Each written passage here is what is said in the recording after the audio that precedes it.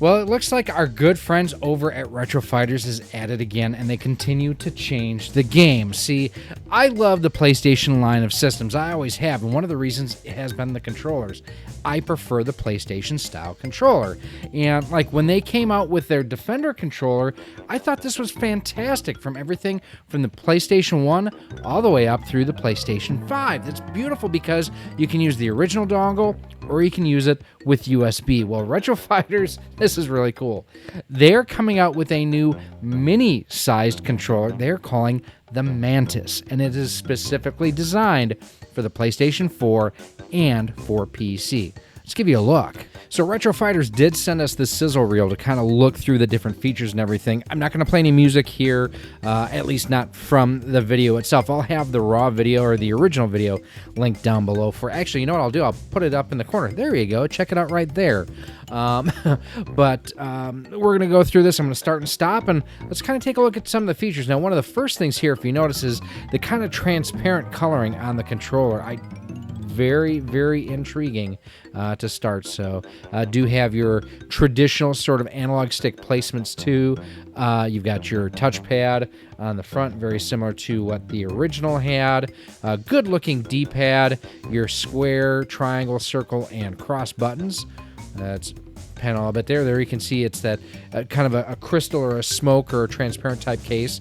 Very cool here. Hall effect analog sticks. That is excellent. Not even the original PlayStation 4 controllers had that, so this is something where should have good long life and everything. Very precise too. The one thing I notice is it does have kind of the same indentation on the top of the sticks that the originals did, so good on them for that. And I would hope that that's actual real time in the background there, but you can kind of see the slight movements give you more precise movements as well. On the back, you do have programmable. Come here, you. Programmable back buttons, which is cool. Not something I use on the regular, but then here we also see in a moment that the touchpad does its thing.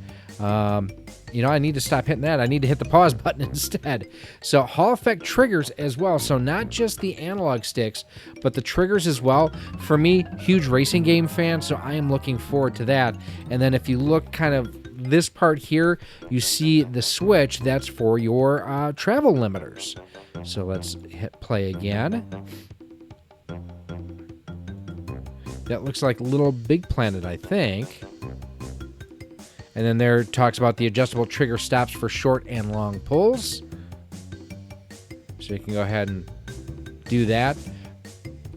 I do like the shape and design and everything of the D-pad where, on the original you do have it as 4 separate pieces. It does look very similar to like what they have here on the Defender. So there you see a little bit better where it is a solid piece without the plastic basically in between it. So let's take a closer look here too. Again, seeing kind of the precise control that you have on here.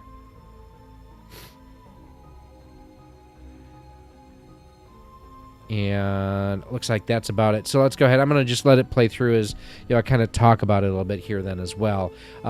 You can see both dual rumble motors in there too, so it does have built-in dual rumble on there, which is good too. I do like the fact that, yes, there's this crystal sort of look on it, but it does have that traditional, and there you can see the back of it, that traditional gray, like the PS1 style gray.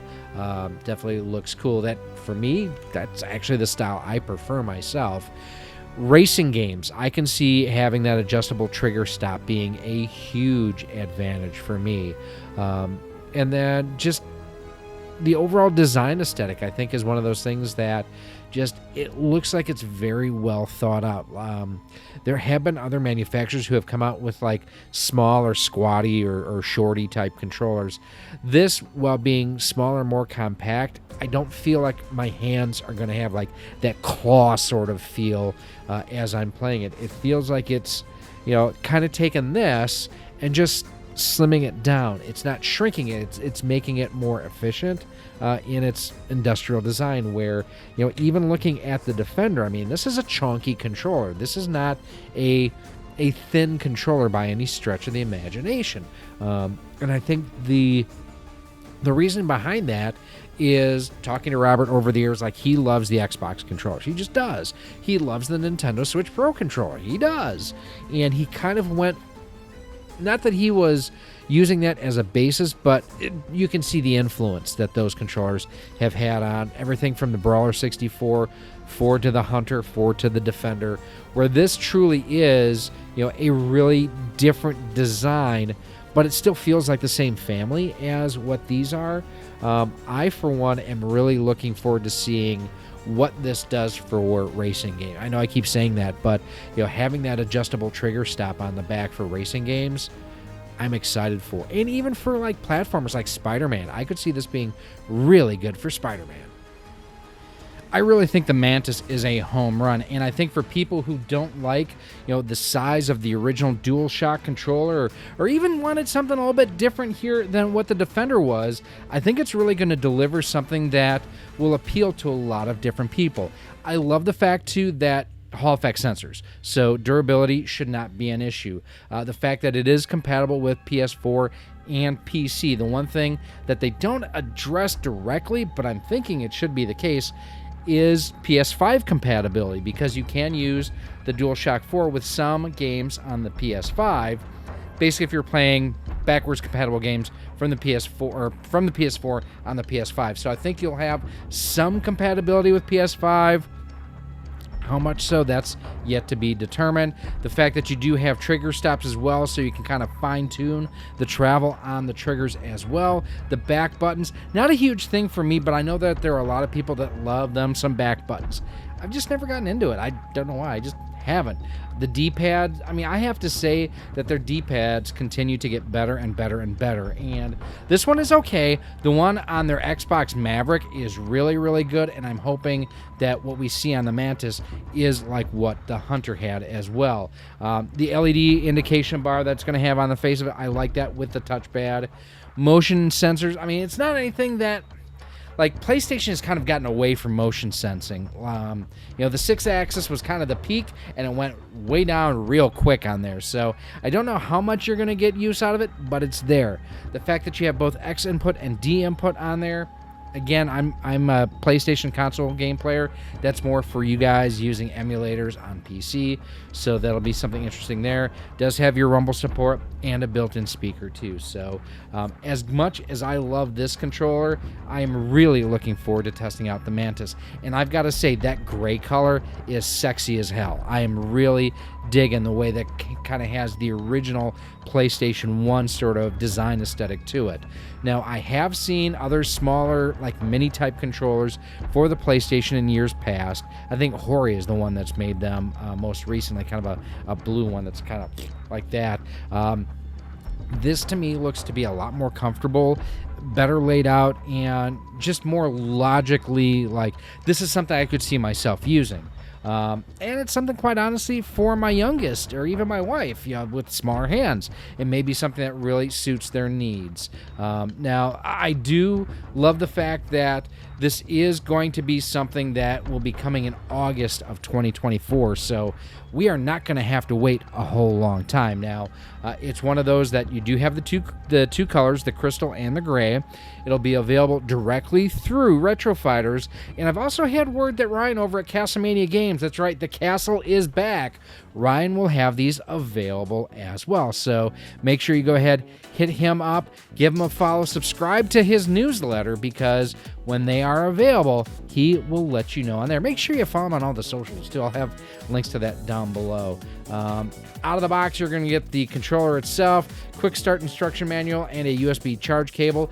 They are labeling it as true Bluetooth, so it'll be interesting to see, like, would it work with Android? Would it work with iOS? Maybe.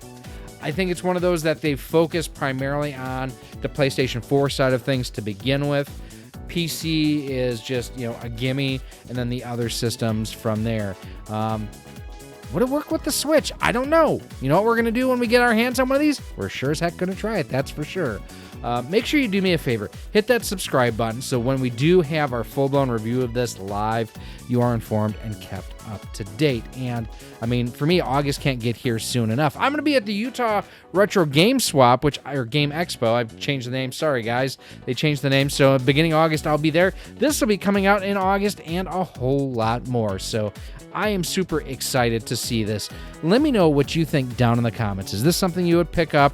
Are you a fan of smaller type controllers for the PlayStation, or do you want something bigger? Are you more like a fan of the Duke controller or the Puke controllers? Like, I hate the Duke controller, but I've been over that many times before. This to me just looks like a really interesting solution.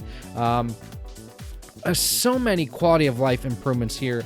I mean, even just over the original DualShock, the fact that this will have Hall effect sensors, I think that's going to be a huge improvement over this controller, and I actually really, really like this.